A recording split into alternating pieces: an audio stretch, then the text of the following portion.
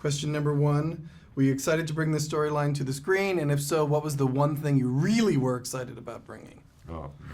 That's tricky. I mean, look, yes, like the Civil War is a special comic book for a lot of reasons, but you know, the idea of all your favorite superheroes fighting each other is an irresistible one to fans, and so like just on that basic superficial level, it was, you know, it's like it's an incredible opportunity for filmmaker fans like us to be able to work with that material. But there was a lot. I mean, we could go. The question is a very complicated one because it leads to sort of like all the most sensitive things in the movie about Cap and all. It just seemed like this was the right way to carry Cap's story forward. Was it difficult to decide which side of the argument each Avenger would take? It was difficult, and we spent a lot of time talking about that. We got together in the room with the writers Marcus and McFeely and with the producer Nate Moore, and we sat around for a few months and really, you know, discussed on a very, in a very deep way, what would motivate each character so far. What have we seen of them so far in the Marvel Cinematic Universe? What would motivate them to make the choice that they make in the movie?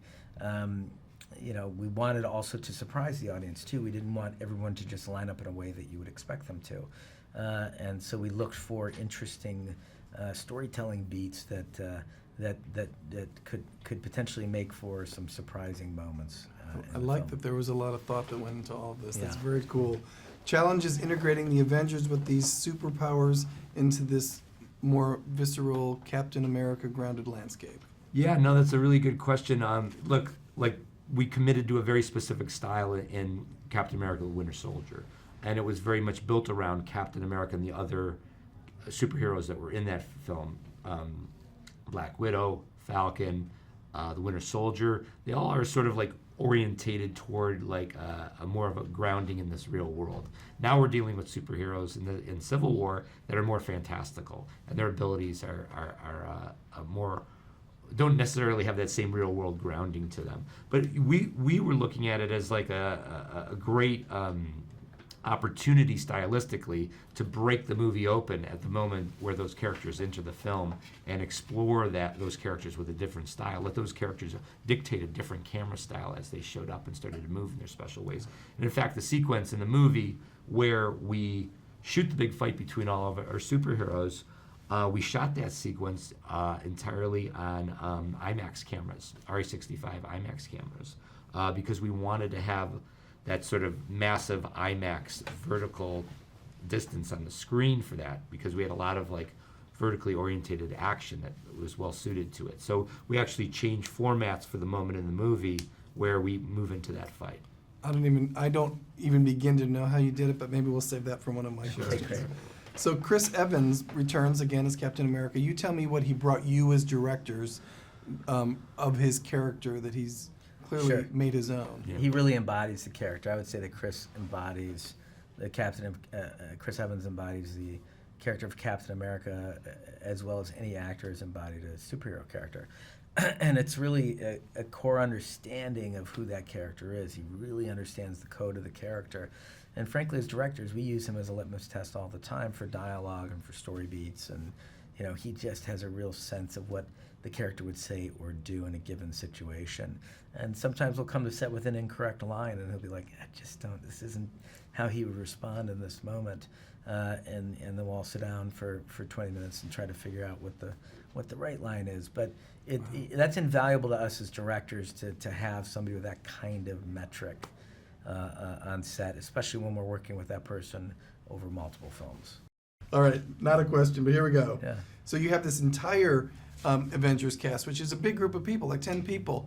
Easy to work with them because they knew their characters so well, most of them who were already here, or more difficult because you have to put your own stamp on it as well?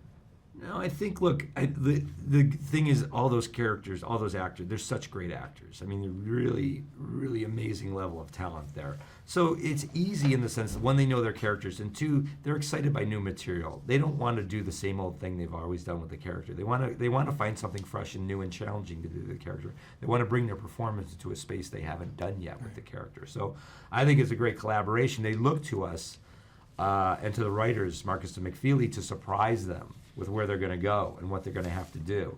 And so I think it's a great relationship in the sense that they get to rely on us for bringing new things for the table for them on a performance level, on a story level, and we rely on them in terms of like the depth of work they've done building those characters. It's Very great. good. Yeah. So fans are excited to see the big epic battle between the two, which you talked about. Was that a highlight of directing this movie, or was it a headache because it looked so hard? It was a little of both. Yeah. I mean, look, as comic book fans, that was it was a real moment for us. That sequence. Honestly, we spent the entire movie working on that sequence. There were days sprinkled throughout on the film, look, we loved it as comic book fans because this is what you dream about as a kid. When I would walk into a comic book store and I would open up a crossover book with all these characters in it, they always had 2 pages in the middle that they would call a splash panel, and they have all the characters fighting, and that's really what that sequence represents. Is when I would sit there in the comic book store until the guy at the cash register would say, "You either buy that or get out of here." But I would study study the pages and go, "God, who's fighting who? Why are they fighting? What's the story here?" And now we get to execute that in a feature film with incredible visual effects, and it's like we're like kids in a candy store. Couldn't be happier. Well, that's the way it should be, I think, when you work on a movie like this. Yeah. What about shooting in Berlin? Did that bring anything to the table for you?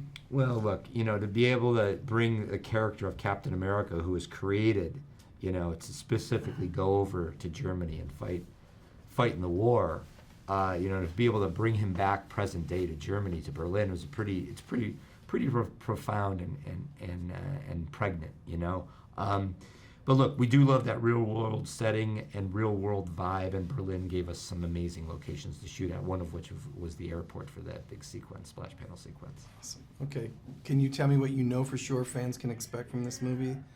I think they can expect some intensity, a lot of fun, and a really complicated ending. All right, this is a one-word answer for you both. Disney would like to have this Barbara Walters question included. If you could describe the movie in one word, what would it be and why?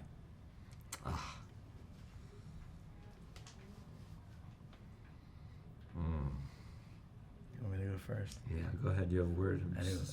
The one word I use to describe this film is complicated. I do think that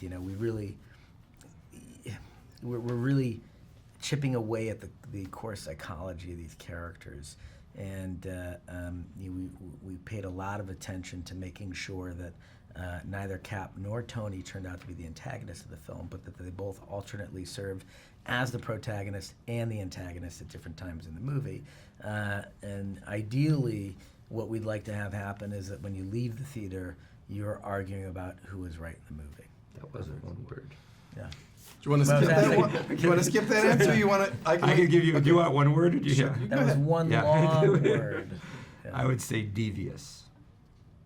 You can explain it? No. You're set to direct the 2-part Infinity War stories. What do you think works with you two working with Marvel all the time? What works for you two? We have a great relationship with Marvel. They're, the very nature of our relationship is a collaboration, and they're incredibly collaborative as well. And we're excited by ideas. We don't care where they come from.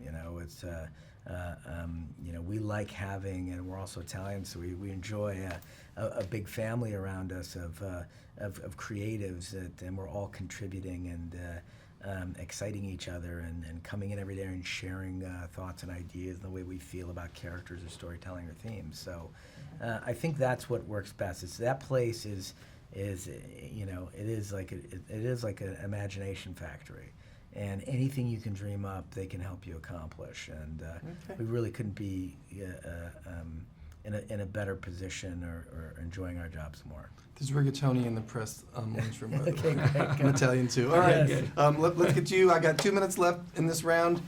Robert Downey told me that every movie should have 2 directors like you, like that it made things better, and I think it enhanced the experience. Why do you think this twosome works? Well, I would say this: every movie should have somebody like Robert Downey in it as well. Yeah. He's amazing.